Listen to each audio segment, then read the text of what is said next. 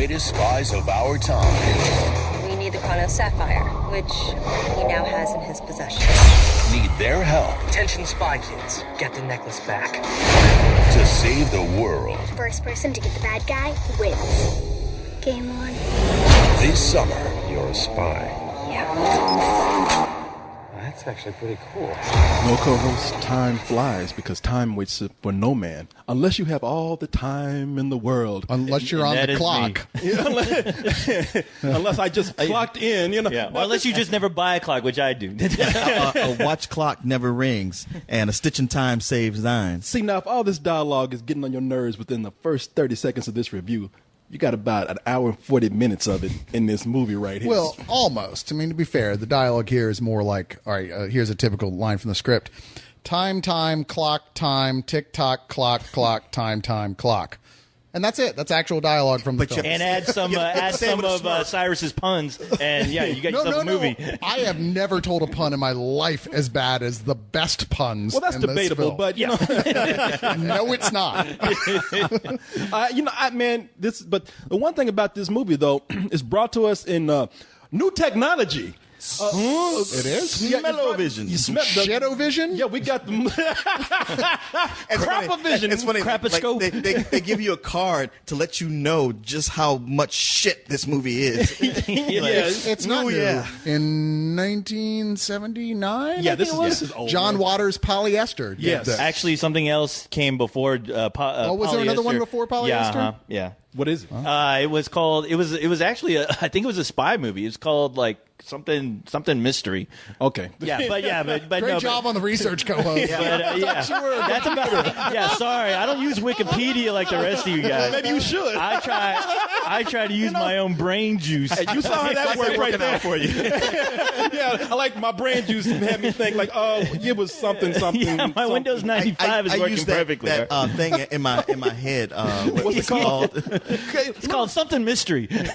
Little hint for you: Wikipedia will help you fill in those blanks. Right there. Maybe not always correctly, but at least you have a answer. Yeah, But you know what? I did like this film when it was originally called when they used the technique called odorama, which you're right, John Waters put it in one of my favorite John Waters films ever, Polyester. Yeah, it is one of his best films. Mm-hmm. Yeah, in this movie, yeah, they apparently James Cameron has been working on this technology for years because they call it 4D. You know, James Cameron has been searching for that fourth dimension in movies. Little did he know it's just like putting little smells on a scratch and sniff card. Yeah. You know good and well that Robert Rodriguez went to John Waters' garage sale and found a whole stack of them. And you're not going to use these, man? Having actually sat there and scratched at this fucking card trying to get any scent out of it, I think they just printed a card with numbers on it and didn't even bother because I don't smell shit except paper. I think this whole thing has been like one big scheme to where Robert Rodriguez. I have the actual card right here. I'm going to give it to Corey. But where they actually put cameras in when you're watching this fucking movie because you look like the biggest dumbass, like seeing shit pop up on the screen. Number 6, time to scratch, and you're there like really trying to smell something that is not there. You're like, but you know, can't smell it. The imagination of a child. Yeah. Exactly. Well, Robert Rodriguez is going to release that movie called Dumbass in the next sequel. Why does yours have polyester scratched out and Sharpie marking Spy Kids on it? Now, you know, I downloaded it, the damn only it. way you can really get some smell out of that is when you wipe your ass with it afterwards. Actually, you know what? No, it actually has some smell, but I don't know, man. Leon might have something there, though, because I think just watching this movie, I think Rodriguez did wipe his ass with all the cards first putting out there because he just wants to watch everyone smelling his shit. Because that's what watching this movie is. We're just watching Robert Rodriguez's morning constitutional poop, watching it, eating it, smearing it on our faces, and Rodriguez is just like, I can't believe you paid to go see this. And that's what I'm saying. I'm sitting up here, and I'm smelling this right now. And I'm having a much better time than I did watching the movie. Oh, man. You know, because when I got to the theater, and I paid for my ticket, the girl didn't even bother to give me one of these. She's just kind of like, fuck it. Just Whatever. for real? Come on, seriously? You know, It's a grown-ass man going to see Spy Kids. Do you really want to be, even in a dark theater, do you really want to be sitting up here Should have like, offered you sniffing this shit? Yeah, come on. They should have offered you a trench coat instead. Some shades. I'm sure all they're thinking is like, God damn it, all those fucking cards are going to be on the goddamn floor, which I have to sweep at the end of the night. Yeah. You know, and look, I'm going to tell you right now, I'm going to agree with most everything you say, and I still didn't hate the movie like you guys did, but damn, this is like one of the laziest films I've seen in a long time. just for one of the reasons that we said. This movie is called Spy Kids all the time in the world, and they don't waste any, excuse my, this is not meant to be a pun, but they don't waste any time reminding you that throughout the whole movie. They must say that title about at least 10 times through the film. Well, that's the point. I mean, you know what? I was never a fan of even the quote-unquote good Spy Kids films. So I was surprised with this one that I liked it even less than the last two. And something you notice about it, like Robert Rodriguez with these movies, somehow, no matter how shitty they are, he gets lots of big celebrities to be in all of them. Like they just love him. He must, when they come to Austin, he must take them out for nothing but hookers and blow and whatever. They're like, hey man, we love working with you.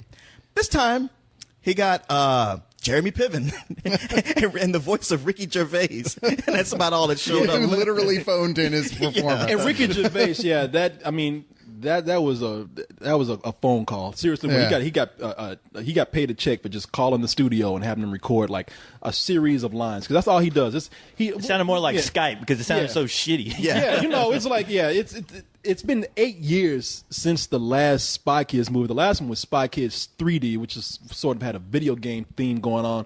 So naturally, the kids who were the Spy Kids in the original, they were already getting a little bit older. They're in their 20s now, and they got to have a new set of Spy Kids come up. And this movie deals with we have even new spy parents. It deals with Jessica Alba, plays Marissa Wilson in the movie. Isn't she the sister of the original Spy Mom? No. You're right. I sworn she was. You're right. It's her She's sister. either aunt or something. We'll get into that in a little bit. But she's the new spy that we see in the movie. We open up with her, and she's on a case right now to capture the villain TikTok, who has a device that will stop time in its tracks. Now she's about to get the guy. The only thing is she's about to give birth. She's like pregnant. She's breaking water right there on the spot. She's a hot prego chick. Yeah. she is. I mean, it's God damn. You look at her like you see pregnant women. You're like, man, like in The Change Up, and you look at Ron Reynolds going after pregnant chicks. You're like, man, that's disgusting. You look at her in this movie, like, no, ain't nothing wrong with that. And that is the best thing about this 3D movie. Is Jessica Alba looks fucking amazing. No, in she 3D. does. How's my girl? You just leaving work? Yeah, just tying up a few things. 9 months pregnant, still working around the clock. You've got to be the most dedicated interior decorator that ever lived. Can I say, I love my work. Ooh! Guess who decided to pay us an early visit? Is this it? Yeah! I'm on my way to the hospital. Meet me there? Right, hospital. Don't panic. I'm here for you. All you have to do is breathe easy and breathe often and take it nice and slow. You're gonna be just Yep, fine. gotcha. See you there. She says, all right, I've kicked everybody's ass. I've nabbed the bad guy. I'm giving birth right here. I got a husband at home played by Joel McHale. Yeah. He's Wilbur Wilson. She's gonna. I got 2 stepkids. She's like, this is it. I'm done. I retire. But turns out later that TikTok has somehow escaped. She's brought back into being a spy again. This is this is like a year, 2 years later, it's a year later. She's already got the baby and everything, and she's like, I don't get to spend enough time with my kids as it is. So, reluctantly, I go back into it. But when she gets into a bind, it's up to her stepchildren, Rebecca and Cecil, to take the reins as the new Spy Kids in this film. And that's about as much sense as you are going to get from this movie. Well, normally I would say that's abuse, taking kids on these dangerous spy missions. But naming a kid Cecil is abuse enough. Right. It's enough to have your kid taken away from you. Already, they should call a social worker. Yeah. And now that's what we get into. Like she has a dog that's keeping watch over the kids. It's a little robot dog. Yeah, isn't this Miss Inspector Gadget's dog? It might as well be, because the dog is a robot dog. Can do all kind of things. He's got limbs that can come off and be turned into weapons. Dynomutt. That's what I was thinking about. Dynomutt. Yeah, Dynomutt's the one with the noodle like mechanical arms. Yeah. And it's what do we do voiced next, by- Blue Falcon? Yeah, and it's voiced by Ricky Gervais. And really, this is one of the laziest uses of a celebrity I've seen in the film. He should be ashamed of himself. Yeah. Shit, all these movies have been lazy uses of celebrities. Period. As much as he made fun of people at the Golden Globes, he needs to take a step back. Oh, he can't say shit now. I'm actually shocked you're telling me it's Ricky Gervais, because the whole time I thought it was that other motherfucker, Eddie Izzard. who played Arthur. Yeah. Richard, or what's it, Brand? God, what's that fucker's name? Whatever Brand. Russell Brand. Russell Brand. Yeah. I honestly thought it was him throughout the whole movie. Where I'm like, okay, Well, with him, you go like, oh, that's a step this makes up. sense, and I just ignored him throughout. You the whole assumed movie. it was him because why would somebody who's actually talented do it? And because they, said, "Here's a check. You literally Just have to call be on it the in. phone for 10 minutes." Yeah. Yeah, you know that's this film, man. Listen, there's nothing wrong. Kids love juvenile stuff. I mean, let's just That's the very as nature of the word juvenile. Yeah, as dodgy. I mean, as stodgy and refined as we think we are as grown ups, we forget the fact that kids like boogers and vomit and poop and farts. I mean, they like that kind of stuff. I don't have a problem with that. Shit, we just did a review where Monkey ate his own shit, but. To do that, I think that you have to have a balance of some cleverness here, and that's what this movie lacks. There is nothing going on with this movie character-wise. There's nothing going on with this movie dialogue-wise. The dialogue is terrible. The only thing that it has going for it is visuals.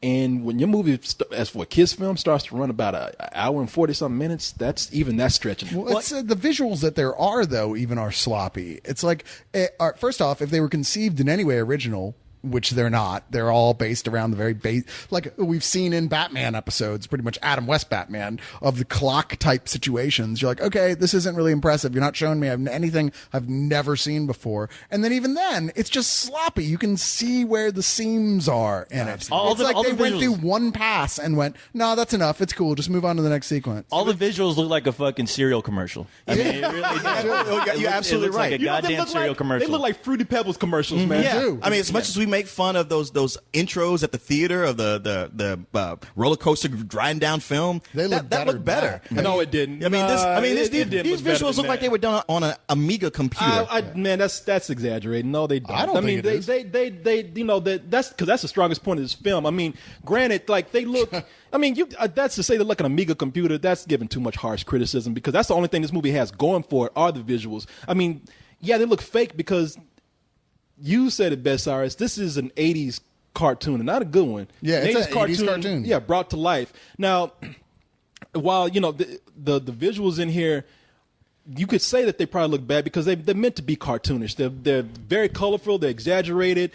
When they're used to goofy effect. I don't mind that. It's like I said, everything else in this movie just outside of the visual aspect, just lacks any kind of imagination. It looks like it seemed like the majority of the scenes is all ad libbing. I mean, it really did seem that way. It seemed like there was there was a very loose script where bring in something that you think is funny. If you got an idea, throw it out at That's me. just the way Robert Rodriguez writes. You're right. You're right about that. And the thing is, it suffers, and what I think suffers the most are these kids who are watching this shit, really convincing themselves it's good. Because the thing is, like, there are great kids movies out there. I mean, one in particular, Goonies, I will always bring up because you know what? They made it work. That movie was funny. It was clever. It was inventive. The character fucking Data in that movie, he had more interesting spy gadgets than these kids had, which seemed just like throwaway ideas that fucking Robert Rodriguez's kids probably had. But overall, it's just there's nothing there as far as a sense of fun and adventure. It just seems like let's see how we can outgross and let's see how we can throw something visually exciting to little kids on the screen. And there was no impact. There's no sense of fun up on the screen. All their gadgets are manufactured by Deus Ex Machina. It's like, well, whatever I need that it can suddenly do. There is a point where you're like, there's no point in applying logic to any of this at all. But you go like, hey, maybe this is just for young kids. And you start trying to scale down, like, hey, what age is this made for? And what it comes down to is like, man, when I saw it, there was one kid over with his dad who was enjoying it. But he was one of these kids who and really like laughed and like narrated everything that happened. He's trying to protect his family with no kind of inside voice. I'm like, okay, a kid with some kind of mental issues. That's who it's made for. Absolutely. Because you go like, hey, well, maybe it's for just really young kids. But kids are only so young. And even if you're making something for really young kids, you still have a responsibility to put some imagination into it. I think There's no reason to just give them. Look at the age of the kids who are starring in the movie. It should be catered to more of their demographic, but it's I not. don't think it is. Yeah, it's the thing is, like, I agree with you. I kept scaling it down, going, well, maybe a little younger. Then you have to get to that point where kids still have to understand English Exactly. to be able to get it. And you can't go any younger, really. I'm wondering, who is it he is making it for? He's making it for the parents who just don't give a shit, who just want something to feed their kids. It is the fast food of cinema, and I mean that on multiple levels. And it's like, looks like it's going to be bright and flashy, but there's absolutely nothing of substance, and it's done the way people act when they work at fast food restaurants. They're giving the minimal possible effort you can get away with and still have a product. It's like for somebody who says, "Oh man, I love kids, but didn't actually spend any real time with them, Right. actually talking to him. Like, always with these movies, he say, "I make these for my kids," but his kids have got to be a lot older now, But and the movies are getting worse and dumber. For all the bad that we're saying, I mean, I will come out and say I always like how these movies get started. I always like the family structure there. You have one parent who's a spy. I always think of it like True Lies, but all of a sudden it's reversed where it's the kids who are the spies. Where I'm like, I still think this idea can work. Somebody else besides Robert Rodriguez needs to get a hold of this franchise and really do something. I mean, I'm talking about doing something spectacular with it, which I think is still possible. But until he gets lazy of this shit he keeps regurgitating, I don't know when that day is going to come. You're absolutely right, Coast. I think there's nothing wrong with the conceit at all. You could have a super fun kids film made out of this. I mean, you go back and watch the original. It's not a good film, but it's not a terrible film. You're like, wow, there's hope here that this could get better with the next one, maybe. Yeah, I but remember it having that doesn't. hope. It just gets lazier and lazier until we're at this. We're literally, it looks like no one else was involved. It was just Rodriguez sketched it on a cocktail napkin. I mean, it's just that level of writing where they did not give a fuck. Yeah, they just none of these movies. I've always said I think Robert Rodriguez is a person who thinks in set pieces. I mean, this will be cool here visually. This action sequence will be cool here. This bloody scene will be cool here. This big colorful machine will be cool there, and the people and the actors always seem to come in secondhand. They always seem to give amateur performances. I mean, I'm looking at the two kids here, which I don't think are bad actors at all. The kids here are, what are their names? Rowan Blanchard and Mason Cook. And the little girl, she's ad-libbing, but I don't think there's somebody there to rein her in on it. She's just kind of, doing these wild gestures and rolling her head and everything. The kid, though, the boy, what I thought was kind of funny, but he was kind of pulled back to do a deadpan performance. Maybe a little bit too deadpan. So between them both, they're just not reaching their mark as two charismatic kids who seem to capture the imagination of people of other children who are watching, who would say, "Wow, I want to be them." And I like those kids. There's never a point where I'm like, okay, these kids are so awful that I don't know who hired them. No, I never felt that way either. But neither one of them really had a lot of presence either. Yeah. You were like, okay, I hate to say it because I wasn't that fond of the original two kids, but they were indeed a lot better in these parts than these two new kids were. I mean, maybe it's just that, like I said, there's nobody really paying attention behind the camera anymore. I don't know. But it certainly felt like I don't care what happens to either one of these kids. It's not like you go, wow, they're terrible actors. You just go, I'm not really sure why they were picked. Yeah. Well, also like the conflicts they have are things that should have been worked out, or they're just handled so clumsily you can't even believe them. And then bringing in the older kids, which is like, hey, that's a good wrinkle. And wow, they were two ugly little kids in these original Spy Kids movies. They've grown up to be better looking. Alexa Vegas, she's actually kind of hot now. Yeah, she is hot. Just say it. She's 20. She's like 20. She's 23. Man, she's 23 now. She's Alexa 23. Vega, yes. She was the little girl in the original Spy Kids, and I had to get over my guilt because I've seen this girl grow up and Dude, she's hot. She's 23 She's a 23-year-old woman with a fucking beautiful ass. All right, I'm sorry. It is there. It's all there to be those looked at women and you've admired. done horrible things to.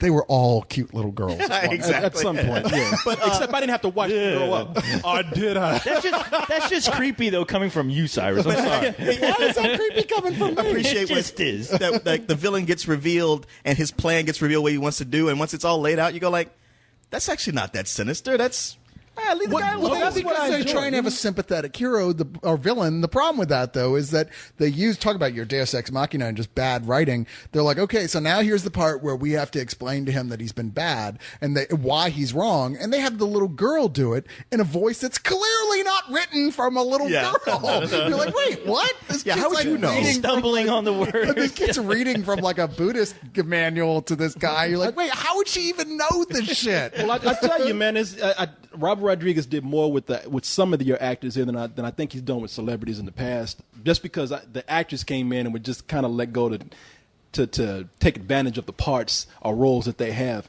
Like Joe McHale, I don't think he had a whole lot to do in the movie, but when he was on, he was one of the people that had the most personality and made me laugh. Jeremy Piven as Jessica Alba's boss in this. Whenever I saw him, I was like, all right, he's bringing life to this film. Jeremy Piven does that. Yeah. Any kind of role he's in, he brings that adds kind of something. energy. And I wish I could see more of him in this. And then, like I said, when they get around to actually playing with the gadgets, because see, that's another problem with the movie. They take too long to let the kids come into the picture, like to actually be the spy kids. I mean, you don't get to see them. Like I said, this is a movie that should be relatable to kids where they want to be a spy kid too. And I think that they took a little bit too long to let these kids come into play. But when they do, I enjoyed watching the gadgets. I mean, at first this is why I don't agree with you with the special effects, because there was a time I did think the special effects were not that good in these movies. And I think they've actually matured to a point where, all right, he's got a better grasp on making this childlike style fit in these films more convincingly.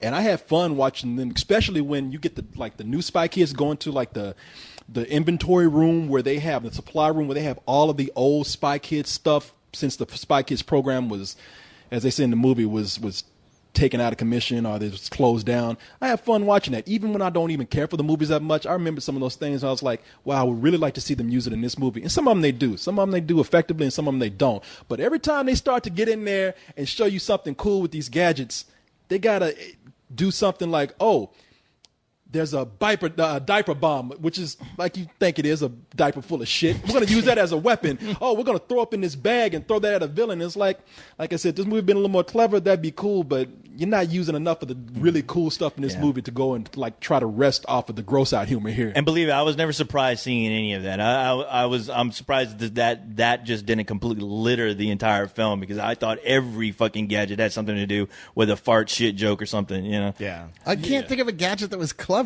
in this. I'm like racking my brain trying to think of one gadget that I went, oh, that was cool, and I can't think of a single The one. Dentures of Power. Oh, that's another movie. Yeah. You mean you didn't like the dog with the shit bombs? You didn't like, man, that was... Wait, you're the one making the claim. I want to know what's the gadget that was so the cool. dog that made pissed it worthwhile. oil, man? Come on, man. That's genius right there. You talking about... See, you can't think of one. No, I can't. In fact, I was thinking of one right now. There were some things that I thought like they went by quickly. And you're not going to agree because I obviously hate the movie more than I do. But when there was a part when some of TikTok's henchmen broke into the house of the kids to take them off and kidnap them and bring them back to TikTok. And they had these guns that they were shooting. And when the kids got away, they took out and threw the guns on the ground. The guns turned to like these Green Goblin type gliders. And I thought, okay, for children, that's kind of cool. I wish they had more of that in the film. Yeah, I was like, I don't see how you just said that and like heard yourself and went like, yeah, I still thought that was cool. Well, there's a lot of movies I think about that with you, but we're not gonna get into it right now. But yeah, I mean, like I said, I see what I'm looking at is the potential,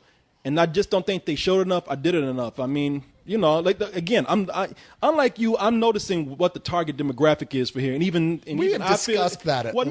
That's not fair. No, I didn't say you didn't. He's like, hey, wait a minute, sir. Now hold on. No, you just said unlike us, and we have gone over that exact subject at length. And I'm about to say that I still agree with you on that they failed at it, but I do see the potential there more than you guys did. That's all. I don't think there is potential. Well, that's why I think there's potential. I think there's plenty of potential for Alexa Vega to take her clothes off at some point in the future. I think that's very clear in this movie. Yeah, well, it's like almost like the things that there's potential in are so not exploited in any way in this film.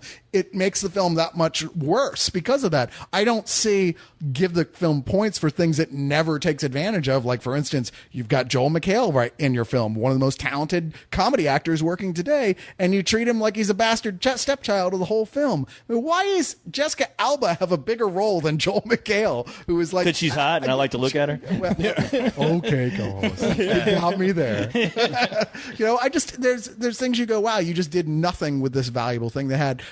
There's a callback at one point in some of this, kind of onto a different subject, but this just irked me, where Danny Trejo, of course, was in the original films. As one of the things I liked when he'd appear in it, he'd always have brief roles. It was like, hey, I always like to see Danny Trejo for a second. Uncle Danny. He is literally in this film for half a second. Yes. There's a flash of Danny Trejo in a new sequence, and that is it. And see, that's what I'm saying. Just, wasting potential. I mean, it's like, come on, you can give the guy one line of dialogue. But that's what I'm saying is lost points, not gained points. You don't gain points for wasted potential. You lose them. Well, like I said, hey, man, look, you can say what you want to. I enjoyed some of the imagery in this movie. I think the movie's, I'm not going to give it any bullshit because I think it's a movie that, you put it on as a babysitting video for like really small kids. For infants. No, I think kids who are about 9 years old, 8 years old will enjoy it. But again, if you put it on for them at home on a video where they don't even have to pay close attention to it and can run around and throw shit bombs at themselves. That's I give this like a really extremely low rental. I'm really getting tired of these movies being praised for nothing else but other than, hey, Robert Rodriguez did it, or, oh, you know what, this is a cool idea, kids who are spies. Okay, we're at the fourth film now, okay?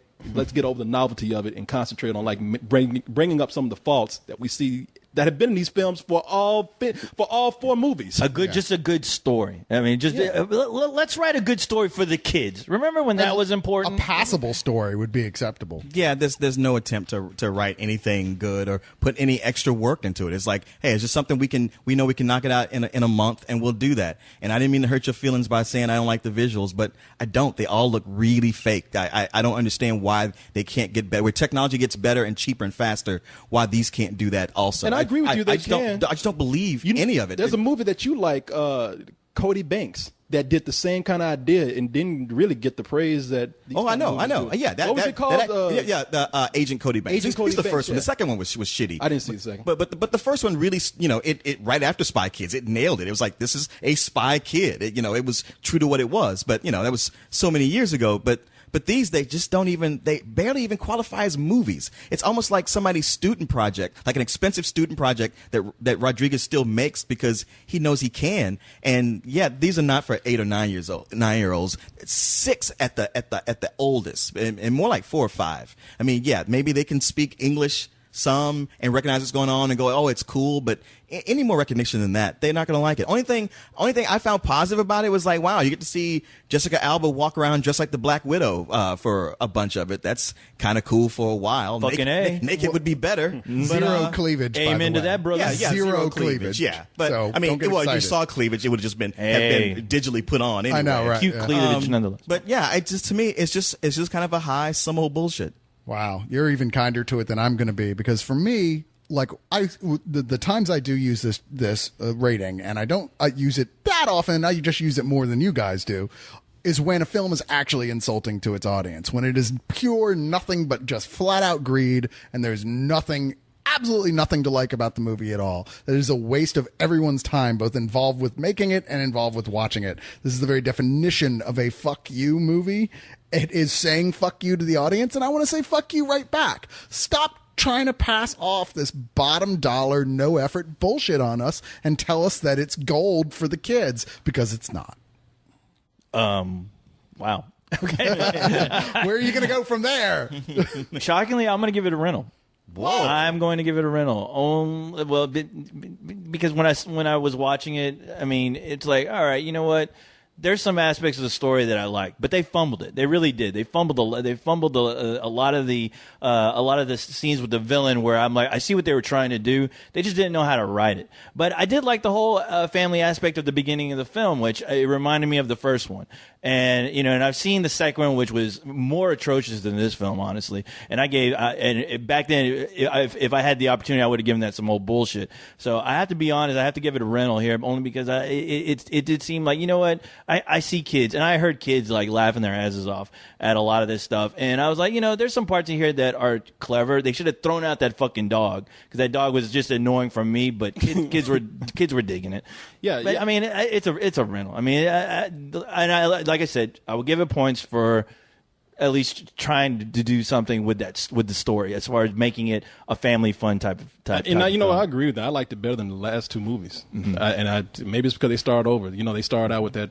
Maybe it was the family aspect. It was kind of like the first one in a way. And I refuse to see the third one, only because I will not ever put myself in a position to see Stallone really like bend over and get fucked in the ass by fucking Robert and all his gadgets. So, you know what? With the third one, I didn't mind as much as it was like, look, we're inside of a video game. And I'm like, okay, well, your fake graphics work perfectly within this environment. That now it's set up for it. I can let it go, but everything else is like, come on. I mean, I agree. At least with you with the special effects, yeah, it looked like a fucking fucking Fruit Roll-Ups commercial, but I still, when I see Fruit Roll-Ups commercial, I want Fruit Roll-Ups. I thought the Fanta They should girls. give you that instead of smell-o-vision. I thought the Fanta girls were going to come out and start singing. I know. It'd be like the Skittles color of the rainbow or something at some point. Alexa Vega and fucking her in any kind of booty shorts she wants these days, because I swear there was a shot where you honestly saw her ass, and they made sure to put her in like some brown jeans, so you noticed everyone was dressed in black except her, and there was a reason for that. But did you guys notice there's a shot where it's Jessica Alba, Alexa Vega, and some other girl out of nowhere who has this giant who has a boobs. giant set I of saw tits that I've too. ever seen, and that is her profile shot is just look at my tits. She was looking at the screen, going to the kids, hey kids, I know you're too young for this, but look at my tits, all right? Well, maybe the kids are hungry. Like I said, it's with a really young But I was kid, like, so. wow, dude, who directed that scene? Because that's not right. Well, maybe we'll get a rated R spinoff from the series, Spy Tits. Yeah. 3D. I like it already. When time stops, Fire up your gadgets. They're not activated. the adventure begins. Camera time. What are you gonna do? What I do best. Enjoy the ride! The smaller the spy, You're the best spy mom ever. the bigger the hero. I'm gonna hurl! Here you go. Good job, Cecil! Spy Kids, all the time in the world. Argonaut, do something! Attack mode! Activated. I love doing that. August 19th in 4D.